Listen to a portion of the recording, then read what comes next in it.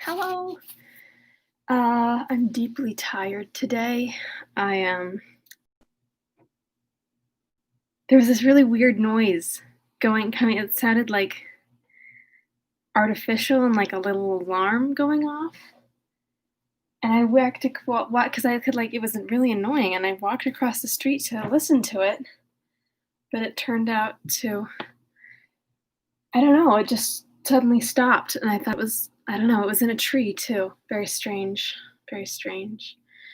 Um, yeah, I only got 4 hours of sleep last night because our cat is like a nuisance and she usually sleeps with my mom. My mom had a root canal and so she had some like tooth pain and I was like, I'll take the cat off her hands. That cat is she's a mess and a nightmare. Both. It's impressive. One would think you could only be one at one time, but no, she does both. Um, And then I like woke up at 4 o'clock in the morning and was like, no, I'm not going back to sleep. It's too light and the rain is making a weird noise and I can't tune it out. And I already had like this is like complainer's corner. Um, so I just got up eventually and then she vomited. And then I cleaned that up at 6 o'clock in the morning. So that was my super fun morning. But I did go to the beach and take a walk with my mask on. And I drank a coffee, which, if you know me, was a big mistake. Because I was like, sometimes I can drink coffee, and I've been like having a cup, but I poured myself this like huge carafe, and then am still suffering the after effects. Patricia, I will I like the taste, and I know that decaf will also give me the taste. But I resist the decaf, and I need to give in to the decaf because otherwise it's gonna give in to me. No, this time I went straight for coffee chip. I was like, it would be so wonderful drinking a warm a warm mug of coffee by the seaside. And then I had a side of anxiety that controls me to this moment. Anyways, so if you sent a text to me in the past 12 hours, oh no, Spain. um, it's I'm molded over with great anxiety. This is just water. please, please feel good about this. It's the anti-hot bean juice. please, sir. She's very dry. Okay, so I am not going to read quotes from White Fragility because I've been looking into it and it's a little bit like I'm not sure if this I'm just not sure about it yet because I think that it's probably a net good, but it seems like there are like smart people who perhaps I need to look into it more because like it seems okay so far, and so far the main points that everybody's upset about have been immediately refuted. So it's yeah. What do? I missed it. I didn't see when you responded. Yeah, so I'm gonna read it, but I won't inflict any quotes on you unless I'm like 100% sure that of something. So I'll keep this one to myself. And that's that on that. Okay, so Wuthering Heights. So yesterday, as I was reading, there was a word. And the word was Pharisee. And I was like, I heard that in the Bible at some point, but I can't remember why. Or in what reference it was used to. So after the reading, I was like, I should look that up. And so it turns out it's like, I just had it up and I think I took it out but it's like Jesus beat him up. Oh, interesting. Okay. My Google search did not, I have not read the Bible recently enough. I once made a bargain with God that I would read the entire Bible but I didn't. So God has been, oh dear. Yeah. But anyways, Pharisee seems to be used interchangeably with like Jewish. So the way that it was used was not to my remember. Oh my God, there's only 2 pages.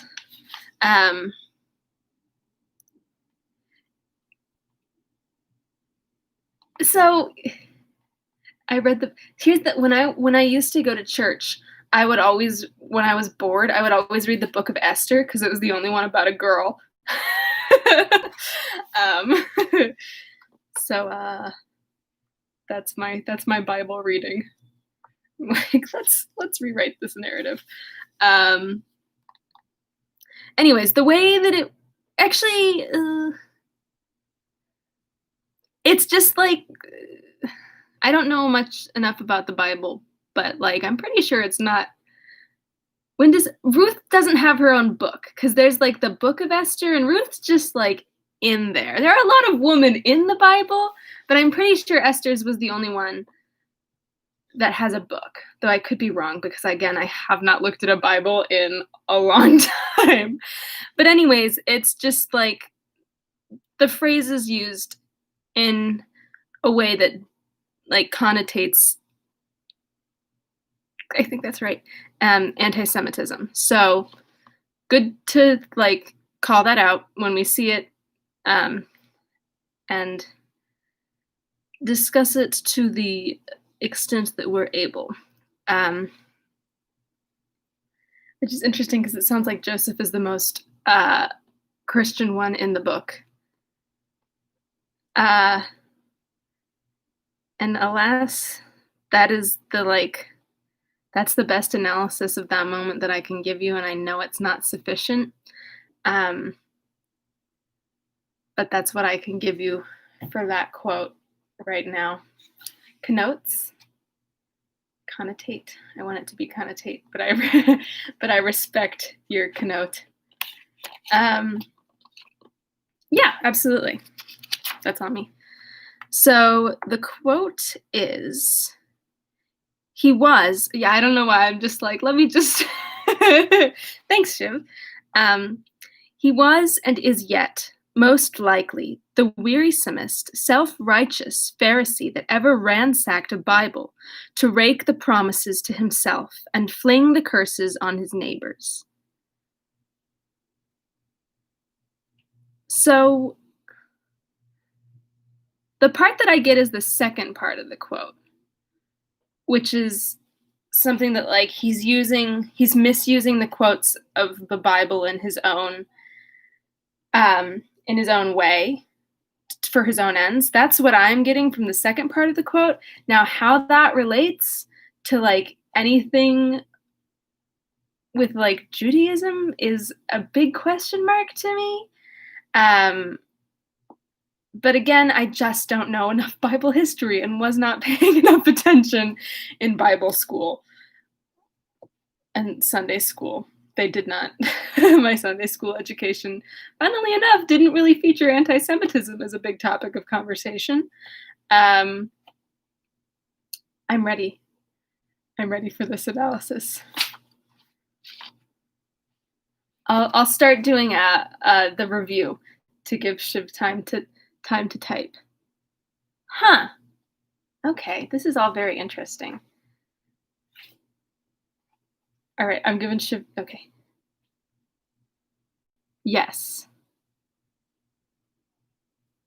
That's all I know.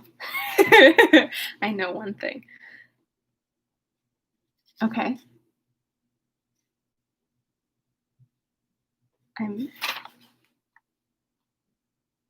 Oh. I think I maybe get where you're going.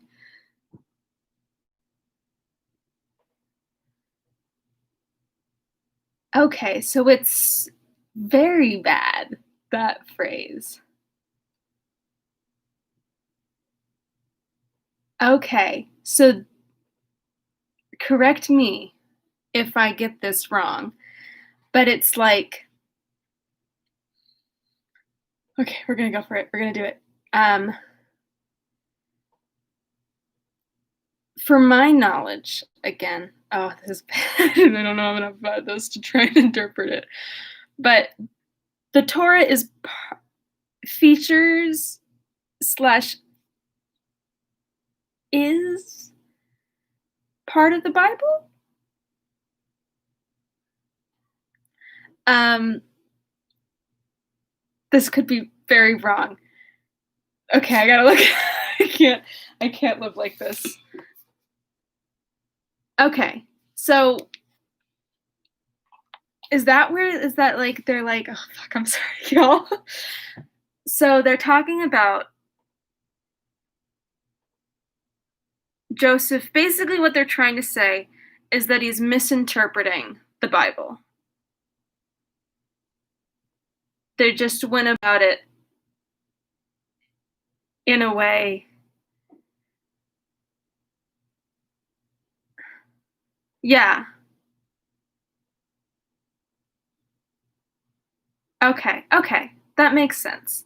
All right. Huge thanks to Shiv for getting us through that.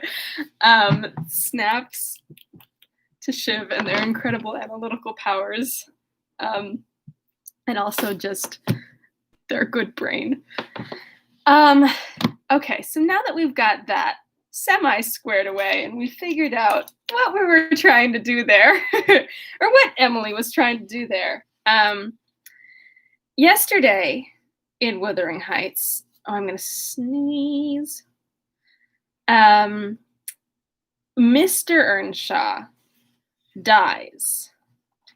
Kathy has become like this, like, I believe they used the word saucy, a saucy girl, which means that she has will of her own. And she and Heathcliff are, of course, very close. And they're sort of close with the dad, but like not, the dad really likes Heathcliff. Kathy likes the dad, but she's like, quote unquote, naughty. And then the dad dies, and that was all that happened. That was what happened last chapter. So let's get into the next chapter. Okie dokios. Oh dear. All right. Wuthering Heights, Volume 1, Chapter 6. Mr. Hindley. Sorry, I read ahead. Mr. Hindley came home to the funeral, and, a thing that amazed us and set the neighbors gossiping right and left, he brought a wife with him. So he was old enough. How much older is Hindley than the rest of them? I don't know. What she was and where she was born, he never informed us. Probably she had neither money nor name to recommend her, or he would scarcely have kept the union from his father. She was not one that would have disturbed the house much on her own account. Every object she saw, the moment she crossed this threshold, appeared to delight her. And every circumstance that took place about her, except the preparing for the burial and the presence of the mourners. I thought she was silly. I thought she was half silly from her behavior while that went on. She ran into her chamber and made me come with her, though I should have been dressing the children. And there she sat shivering and clasping her hands and asking repeatedly, "Are they gone yet?" Then she began describing with hysterical emotion the effect it produced on her to see black clothing, and started and trembled, and at last fell a-weeping.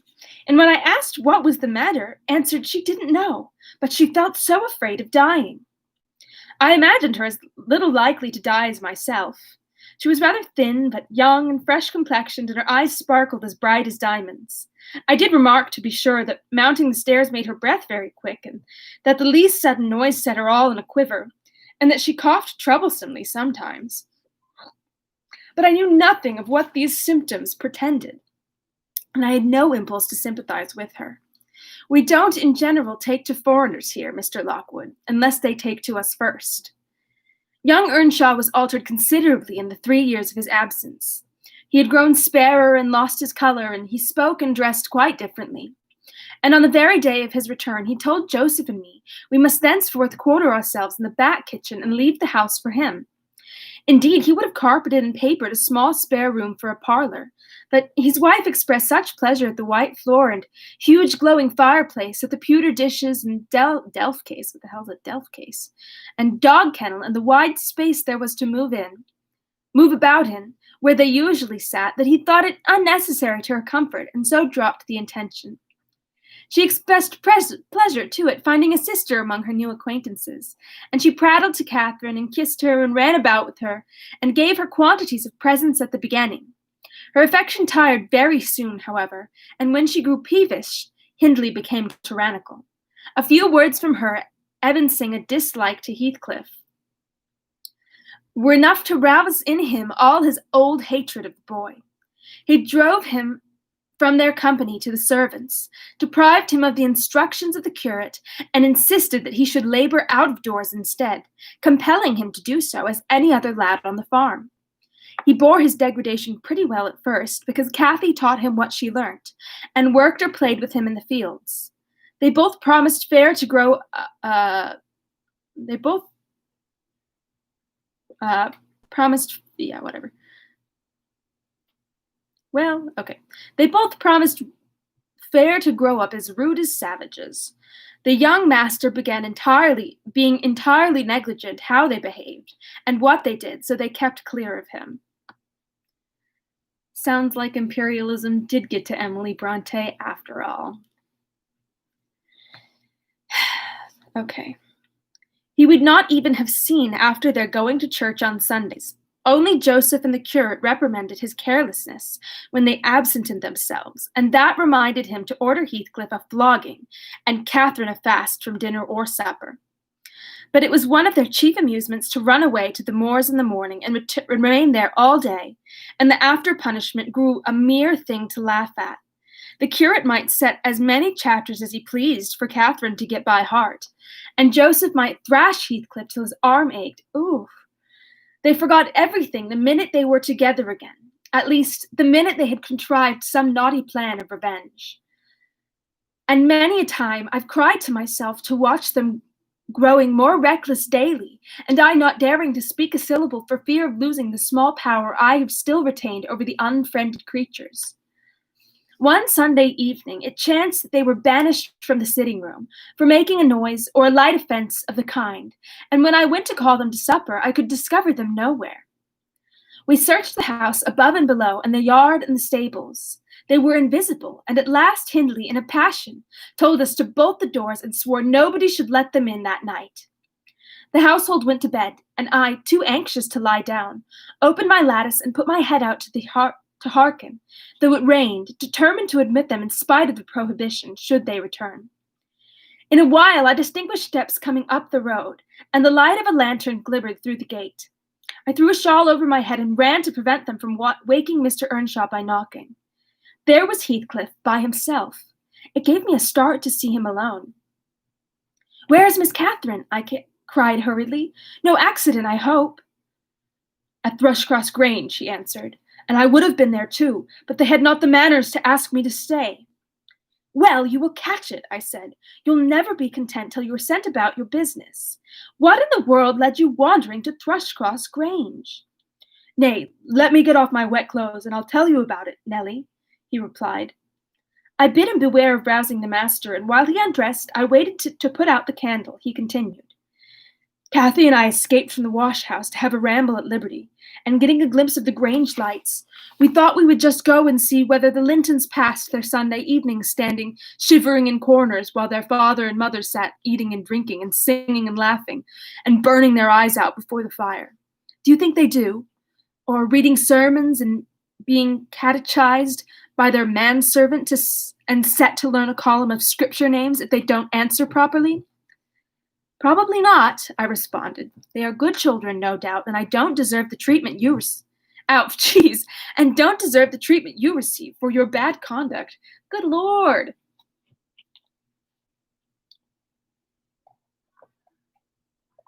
Okay.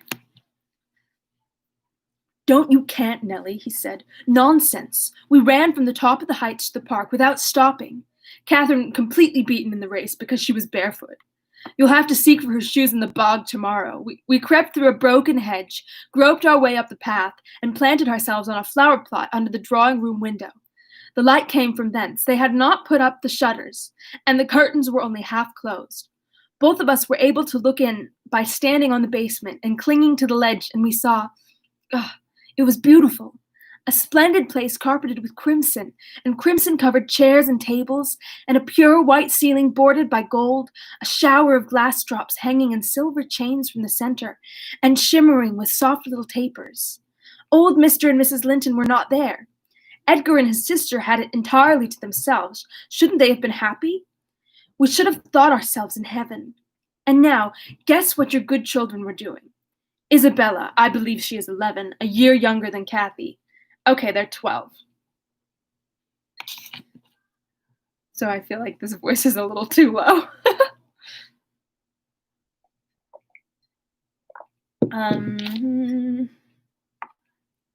Okay.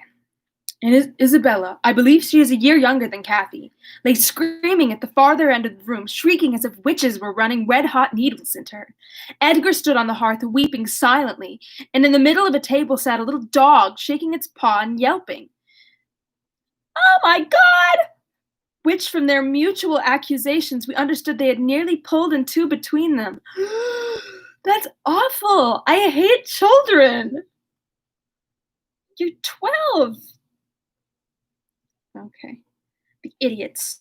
That was their pleasure, to quarrel who should hold a heap of warm hair, and each began to cry because both, after struggling to get it, refused to take it. My heart is, very sad right now.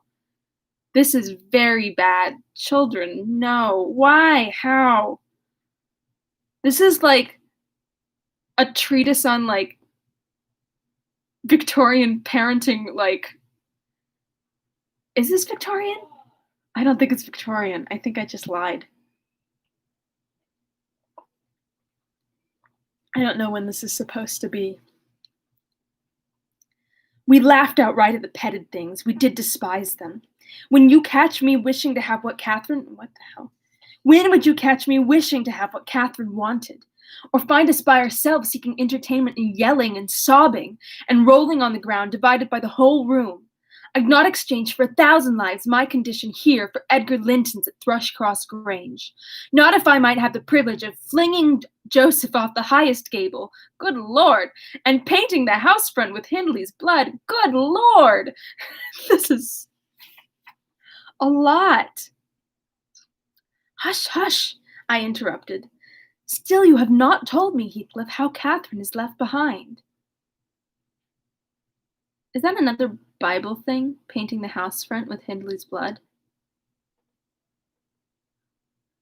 Because it wasn't like the death of the firstborn?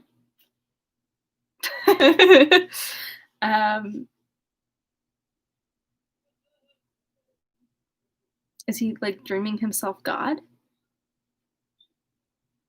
Interesting. Okay, I'm gonna keep going. Okay. Still you have not told me, Heathcliff, how Catherine is left behind. I told you laughed, he answered.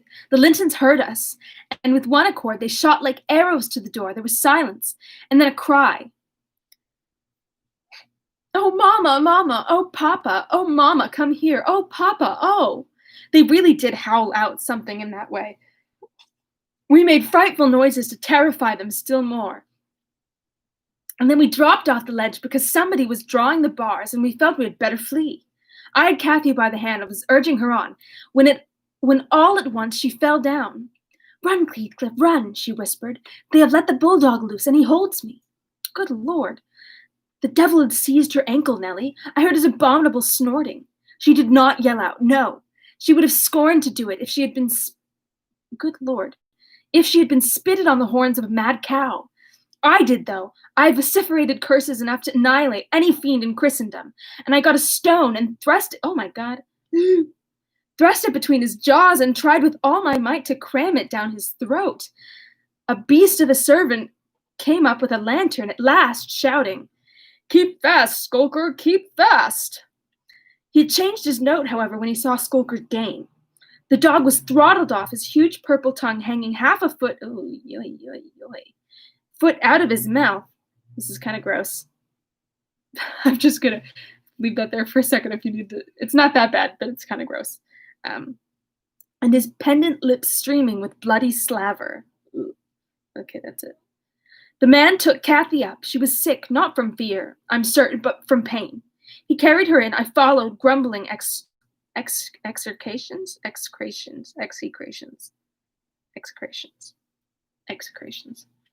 and vengeance. What, pray, Robert? Hallooed Linton from the entrance. Skulker's caught a little girl, sir, he replied, and there's a lad here, he added, making a clutch at me, who looks an out-and-outer? What does that mean? I don't like that. Very like the robbers were for putting them through the window to open the doors to the gang. After all were asleep, and they might murder us at their ease. Hold your tongue, you foul-mouthed thief. You shall go to the gallows for this. Mr. Linton, sir, don't lay by your gun. No, no, Robert, said the old fool. The rascals knew that yesterday was my rent day. They thought to have me cleverly. Come in, I'll furnish them a reception. There, John, fasten the chain. Give Skulker some water, Jenny. To beard a magistrate in his stronghold, and on the Sabbath, too. Where will their insolence stop? Oh, my dear Mary, look here. Where are they? Don't be afraid, it is but a boy, yet the villain scowls so plainly on his face. Would it not be a kindness? Oh, my God! Be a kindness to the country to hang him at once before he shows his nature in acts as well as features? What the hell? What kind of world? I mean, also America.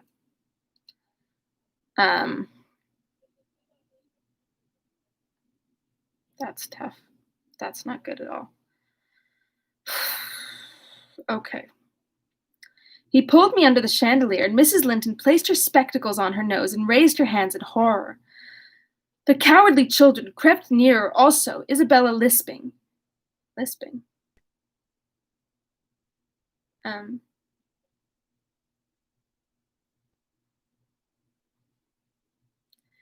Frightful thing. Put him in the cellar, Papa.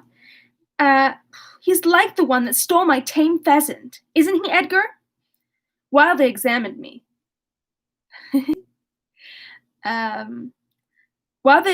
Kathy came round. She heard the last speech and laughed. Edgar Linton, after an inquisitive stare, collected sufficient wit to recognize her. They, seeing us at church, you know, though we seldom meet them elsewhere. That's Miss Earnshaw, he whispered to his mother. And look how Skulker has bitten her, how her foot bleeds. Who is this? Edgar Linton? Who's Edgar?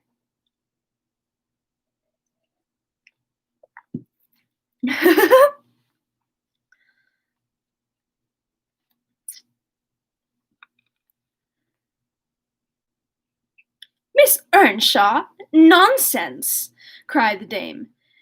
Miss Earnshaw scouring the country with this boy? And yet, my dear, the child is in mourning. Surely it is, and she may be lamed for life. What a culpable carelessness in her brother, exclaimed Mr. Linton, turning from me to Catherine. I've understood from the Shielders, that was the curate, sir, that he lets her grow up in absolute heathenism. But who is this?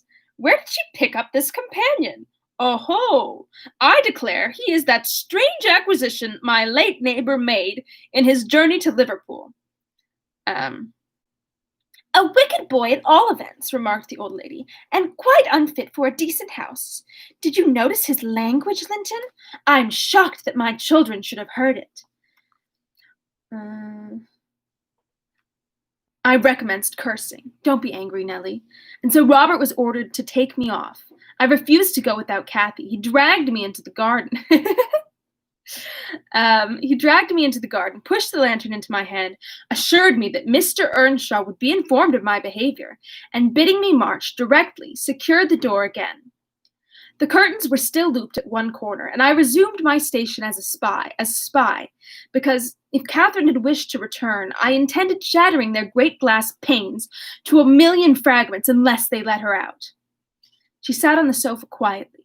Mrs. Linton took off the grey cloak of the dairymaid, which we had borrowed for our excursion, shaking her head and expostulating with her, I suppose. She was a young lady, and they made a distinction between her treatment and mine. Then the woman's servant brought a basin of warm water and washed her feet, and Mrs. Linton mixed a tumbler of negus, and Isabel emptied a plateful of cakes into her lap, and Edgar stood gaping at a distance. Afterwards, they dried and combed her beautiful hair and gave her a pair of enormous slippers and wheeled her to the fire, and I left her, as merry as she could be, dividing her food between the little dog and Skulker, whose nose she pinched as he ate, and kindling a spark of spirit in the vacant blue eyes of the Lintons, a dim reflection from her own enchanting face. I saw they were full of stupid admiration. She is so immeasurably superior to them, to everybody on earth, is she not, Nellie? There will be more come of this business than you reckon on, I answered, covering him up and extinguishing the light. You are incurable, Heathcliff, and Mr. Hindley will have to proceed to extremities, see if he won't. My words came truer than I desired. The luckless adventure made Earnshaw furious, and then Mr. Linton, to mend matters, paid us a visit himself on the morrow and read the young master such a lecture on the road he guided his family that he was stirred to look about him in earnest. Heathcliff received no flogging, but he was told that the first word he spoke to Miss Catherine should ensure a dismissal. Oh, no. And that Mrs. Earnshaw undertook to keep her sister-in-law in due restraint when she returned home, employing art, not force. With force, she would have found it impossible.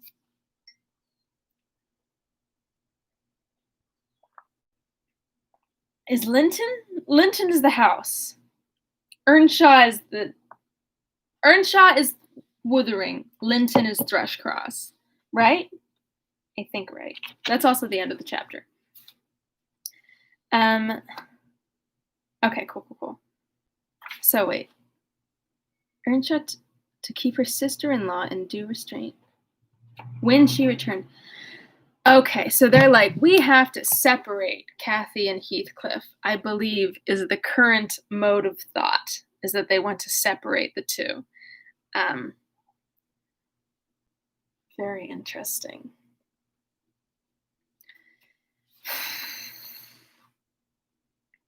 I don't know. I don't think this is gonna end well. Something tells me that there's no happy ending for these people. This is bad news. Poor bears. Okay. That it's not gonna end well, or that it's bad news for bears. Okie dokie, artichokes. Thank you for tuning in today. I might take a nap. Yes, I might. I will see you tomorrow for another chapter. I don't know how many chapters this has, to be honest with you. I don't know. I'll do that calculation today, and then I will report Knap tomorrow. All right. Thank you for tuning in, as usual. Tomorrow is Monday, so I'll see you at 3. And it's been wonderful. And y'all are wonderful. And thanks for helping me out and listening and having constructive thoughts, I guess. So continue having constructive thoughts and a constructive end to your day. All right. See y'all soon. Stay safe. Stay active. Bye. Time to say goodbye.